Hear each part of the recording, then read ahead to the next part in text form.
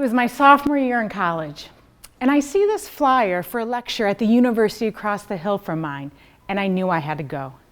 Now, you know that if you're a college student and you're motivated to go see a lecture you're not getting credit for, and it requires you to leave your campus in the dead of winter in upstate New York, that something deeper is calling you to go. I was hungry for courage, starving for hope, because about 8 months prior, my sense of self had been broken. And this separation occurred.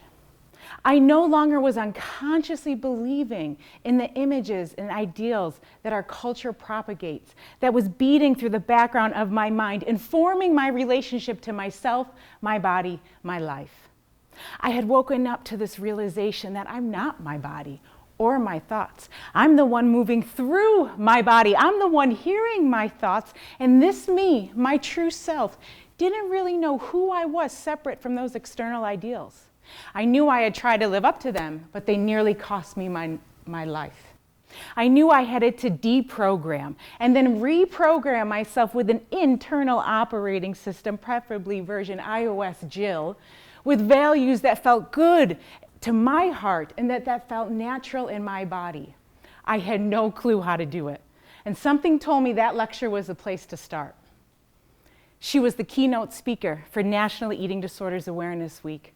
And what I thought it was going to be, and what I needed it to be, was this inspirational and empowering story of recovery to show it's not only possible to recover from an eating disorder, but probable. If we can uncover for ourselves what it is we truly care about, and to tell ourselves that it matters.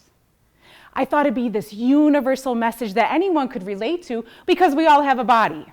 If you don't have a body, you don't physically have life. And we all experience pain, disconnection, and suffering by being in these bodies. Not knowing how to manage our emotions is the source of a lot of problems, like addiction and oppression. And that's why sharing our stories matters so much, because yeah, the content of all of our stories is different, but the emotional spectrum we all experience in these bodies as humans cross-culturally is the same. The other thing is, body image affects every single one of us, whether we realize it or not, because it goes deeper than just the surface. It's about how we think about ourselves. And depending on how that relationship is going at any given moment, could affect how we see ourselves, which then can affect how we either choose to move through the world or not. The other thing is, every culture has beliefs to what's ideal for any number of things. And those ideals have an image associated with them, right? So the ideal job looks a certain way, the ideal body, ideal beauty, health, success. And these idealized images cast this spell that anything outside of that must not be enough. And that's the problem with spells. We don't even know we're under them. Unless something forces us to wake up, we can spend our entire lives out of the now, in the past, in the future, chasing something out there, not in here, that affects the way we love, parent, coach, teach, and lead. For me, I thought having the ideal athletic body would let me reach my full potential. I'm a local girl, born and raised here in Syracuse, New York, and I grew up playing sports. I loved playing sports. They were everything to me. I was super competitive. I loved to win, but mostly I loved the fight, the play, the giving it all. The only other thing that came more natural to me than sports was public speaking. As a kid, very weirdly, I was always ready to read out loud and speak in front of the class. So it made sense I became a sport communication major in college. I thought I was going to be the next Robin Roberts on ESPN, way back in the day when she was there. And I loved watching her. And when I look back at it now, what it was that really drew me to her, beyond the obvious she was a female sports broadcaster, was the shine that she had, that she still has today on GMA. And I describe that shine as when you connect your head to your heart and you express from there. So I was having all this success as an athlete, like in all the typical ways we measure success, right? I was breaking school records, was captain, MVP, we're winning championships, I'm recruited to play in college with a scholarship.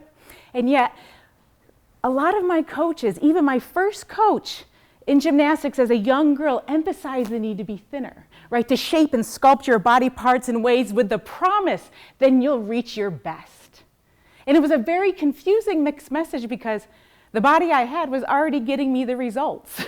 I was already achieving as much success as I kind of could at that age and stage, so why wasn't that enough? Well, after my freshman year of playing volleyball in college, I was a starting center, and we had a great year. We went to the NCAA Final Four. At the end of that semester, I suffered some heartbreak. And as a way to cope, I said, I'm going to go after the athletic ideal. And within just 3 weeks of over-exercising and under-eating, I woke up and my brain had literally changed. There was this voice in my head that didn't exist before, not the critical voice that we all have. This was an obsessive, compulsive voice that changed my entire personality and my demeanor. And that's what's meant by an eating disorder. It changes the chemistry in your brain.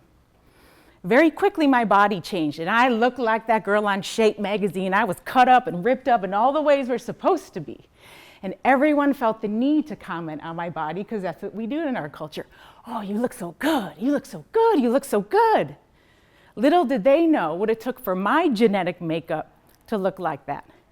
I was born a 10-pound baby into this world. I am supposed to have some size. It was not natural or healthy for me to look like that. I was dying. And the biggest irony of it all, I finally had that picture-perfect body, that ideal that promised me my potential, and I was benched for the first time. I could no longer play the sport I loved so intimately. The innate strength that I naturally had, which was my X factor, was gone. I looked the part, but I couldn't play the part. I eventually lost my place on the team, and I lost my entire athletic college career. Ideals aren't real. Image isn't everything. So I needed to hear that keynote speaker because even though my brain and body were a long way from healing at that point, my heart knew there had to be another way. The only voice I could trust was this voice deep down inside me that wanted out, that wanted freedom. I needed to witness a real-life personal journey of someone on this topic so I could feel the courage to embark on my own. I needed to know her gift in the struggle so I could feel encouraged to find my gift in it. So I went to that speech. And the only thing I remember thinking and feeling when I left was, is that all I have to look forward to? Yeah, she talked about things getting better, learning how to manage emotion and expectation. But then what? What do we then get to do? I realized quickly it wasn't about her. It was about me needing to answer those questions for myself, me needing to write my own story, to be the hero of my own journey. And so that's what I did. I went out in the world seeking and searching for a new body consciousness. And it was painful and messy and beautiful and complicated. And I disappointed a lot of people along the way. I was hospitalized twice in an inpatient program. I nearly died by suicide, but I survived. I got the help I needed, and I eventually recovered. It was about a 5-year journey that I had these wild, crazy adventures that were the call of my heart that made sense to nobody else but me.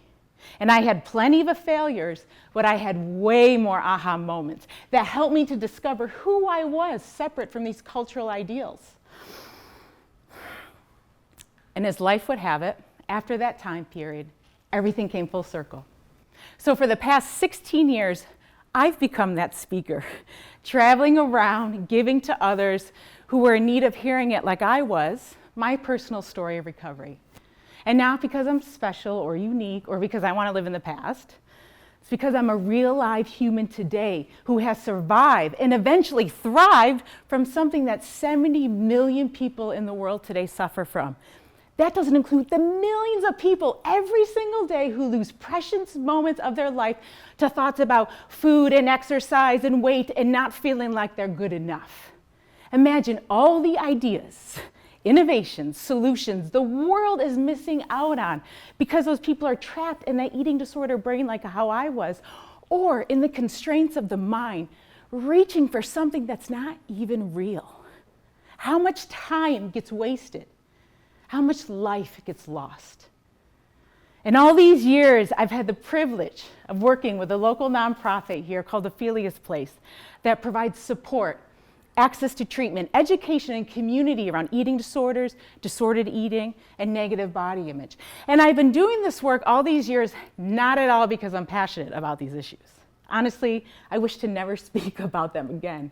I've been doing this work because I'm passionate about freedom and about supporting anyone who wants to be free from them to know that it's humanly possible so that they can get on doing what they feel called to do in the world.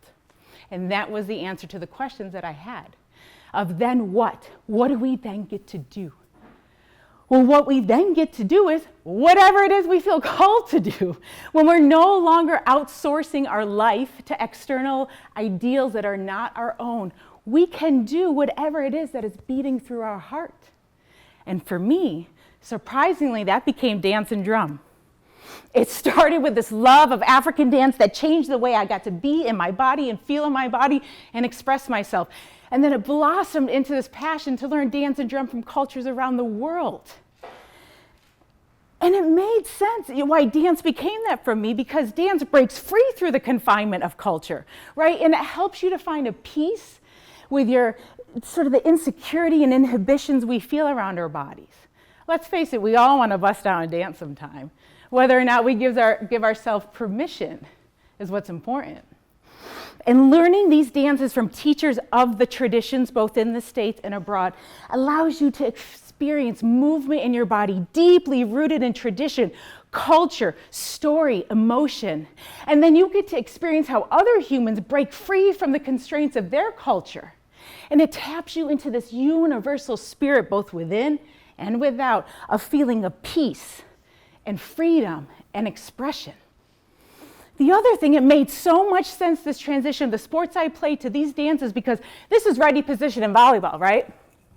And right here, in African dance, you're there. You're there. Right, in soccer, you kick, you dribble the ball. You kick, you dribble the ball. You kick, you dribble the ball, and then you're in samba. In softball, 1, 2, throw, throw. Now you're doing a little salsa. Hey. And being a setter, oh, Marona, me, my hands. That was my mana, right? My power came here. Hey,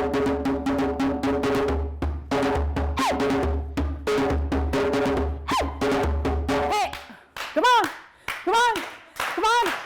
Hold it here. You got it. Keep it going. Hey.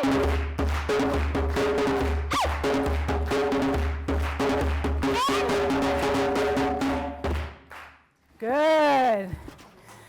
Now, I don't come from these traditions, I don't represent them, and I don't teach them.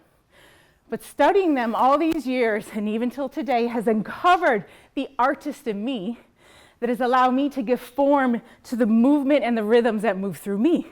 So I use dance and drum on stage to tell my story of the past and of the present. And I use it as a way to help people to feel at peace in their bodies and find freedom and expression. And the other things I've been able to get to do is what I always felt called to do. You know, I've been a communications professional all these years. I never became the next Robin Roberts, but I've worked really hard at trying to walk that bridge from my head to my heart. And the other gift I got in the struggle, beyond this love of dance and drum, I gained the emotional intelligence to be able to facilitate deep conversations with people of all ages about the big questions in life, like who am I? What matters to me? What's my purpose? What's my purpose is one of my favorite questions to ask because I believe we can answer it and we can't. I don't think we can ever know the big picture purpose of our lives until we've come to the end of them and can look back and then see. Because we never know what's ahead. We can never see the whole story. If someone would have told me 20 years ago that I'd be living this life that I am today, I'd say, you're crazy. I'm an Italian, Irish, American jock from upstate New York. How does that make any sense? Well, it's made sense because all these years, instead of asking myself the question of what's the big picture purpose of my life, I've asked myself the question of what's my purpose right now? And when you ask yourself the question, what's my purpose right now? It forces you to tune into what it is you care about right now. And from there, if you make the next best decision that feels good and most like yourself, a funny thing happens. We end up creating the life we want in real time. And we feel like we have a purpose because we're then living our life on purpose. Which brings me to the question I most often get asked in the work I do today in the world, and that's, how'd you find the courage? How'd you find the courage to recover, to live this unconventional life you have today? And then asking the question, how can I find the courage? And my response is, first, all those years of recovery and to this morning, the first thing I do is I ask myself here. I focus here on what do I care about here? What matters to me here? Then I tell myself here that this matters. From there, I make the next best decision that feels good and most like myself. And in my experience, you then don't have to find courage. You have it. Thank you.